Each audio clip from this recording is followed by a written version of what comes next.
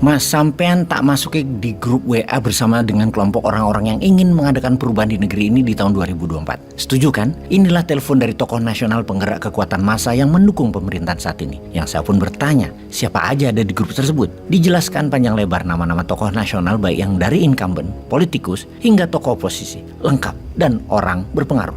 Maka saya mengajukan syarat sederhana. Bolehkah diskusinya adalah tentang perubahan total bernegara? Seperti apa itu, Mas? Demikian dipertanya menyelidik. Kan ada 3 zaman selama 7 presiden saat ini terlewati. Zaman Orde Lama, zaman Orde Baru, dan zaman Reformasi. Kalau grup tadi setuju, maka kita diskusikan adalah tahun 2024 adalah tahun terakhir era zaman reformasi tersebut. Kita ganti era baru, sistem baru, pola baru yang bukan hanya mengikuti kemajuan kecepatan zaman saat ini, namun era baru mendahului zamannya agar Indonesia menjadi negara terdepan di tahun Indonesia ulang tahun ke-100, yaitu Indonesia Emas di tahun 2045. Kalau setuju, saya bergabung. Waduh Mas, kalau idenya begitu, ya kita buat grup bertiga dulu aja. Saya, Mas Bosman, dan dia menyebut sebuah nama yang dikenal luas secara nasional. Wis, bertiga tok lek ngono. Saya pun bertanya, kenapa bertiga aja? Yang dia jawab, kalau ide sampean tadi, ya pasti ditolak sama mereka. Mereka ini ingin perubahan bukan kayak yang dimaksud sampean. Gak ingin mereka berubah seperti itu. Radikal sekali ide sampean itu.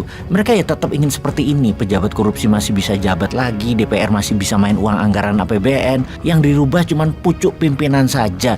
Sisanya yang gak mau berubah, dan pucuk pimpinan itu harus orang mereka yang akan mengakomodasi libido mereka. Walah begitu, di mana perubahannya? Kalau gitu, mendingan kita sama pasukan Newman Army, wah nggak repot. Tak kira mereka ingin berubah secara struktural. Misalnya, ekonominya pakai MMT yang tanpa bunga, tidak mengutang tapi printing money terhadap produksi dan dipastikan bukan untuk create demand tapi create supply. Kemudian dedolarisasi, transaksi kurangi ketergantungan dengan dolar, pakai rupiah, emas dan bitcoin. Kementerian Pertahanan diubah jadi Kementerian Perang. War Minister, Bank Indonesia di bawah Kementerian Keuangan, polisinya jadi Kementerian Homeland Security, Menteri Perang punya wakil Panglima TNI, Menteri Homeland Security wakilnya Kapolri.